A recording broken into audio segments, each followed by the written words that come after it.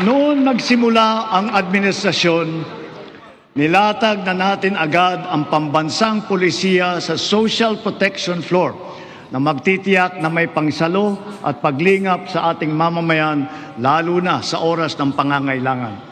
Kaya't nariyan ang DILIP at tupad ng DOLE at AIX at Risk Resiliency Program ng DSWD para magsilbing pantawid sa anumang krisis na pinagdadaanan sa pamamagitan ng pansamantalang hanap buhay o di kaya'y tulong pinansyal. Ngunit, mas mainam pa rin ang pangmatagalang seguridad ng makukuha mula sa matatag na trabaho. Maraming trabaho ang hatid ng ating lokal na industriya na patuloy natin pinalalakas. Kasabay ng seguridad na dala ng matatag na trabaho ang SSS, GSIS at Pag-ibig Fund, nagsisilbing proteksyon para sa mga manggagawang Pilipino. Katuwang ang mga ahensyang ito, nakakaipon ang manggagawang Pinoy para sa kanyang pagtanda at sa pagretiro. Nakakatulong din ito sa panahon ng kagipitan, kalamidad o krisis sa buhay. Bukod pa riyan, daan ito upang makapagpundar para sa sariling buhay tulad ng mga abot-kayang pabahay sa ilalim ng ating 4PH program.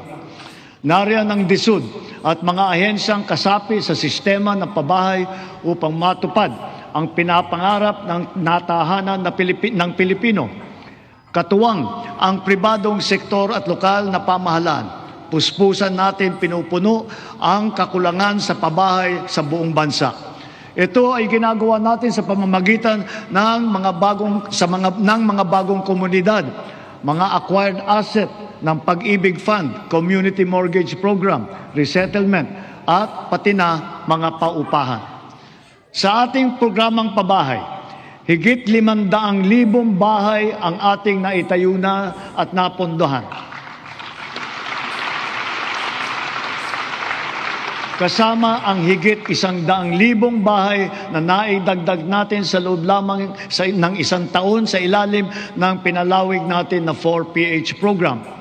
Susi sa lahat ng ito ang magandang sistema ng pautang upang gawing mas abot kaya ang mga pabahay para sa mga Pilipino. Isa na rito ang Pag-ibig Fund. Ang kanyang 17 milyong miyembro ngayon ay patuloy pang dumadami. Kung kaya, ang pinupundar ng mga miyembro ay patuloy ding lumalago. Ngayon, itinaas natin sa 10 milyong piso ang limit sa pautang para sa pabahay. Halimbawa, dahil dito, ang mag-asawa na may mas kakayahang bumili ng pinapangarap nilang bahay para sa kanilang pamilya.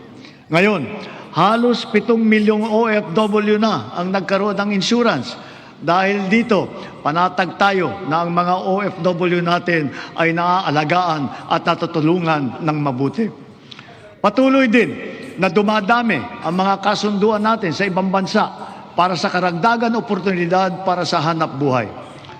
Napataas din natin ang minimum wage ng OFW natin na namamasukan bilang kasambahay. Para naman sa ating mga pensyonadong uniform personnel na nagsakripisyo para sa seguridad ng ating republika, itinaas natin simula ngayong taon ang nakukuha nilang pensyon at subsistence allowance.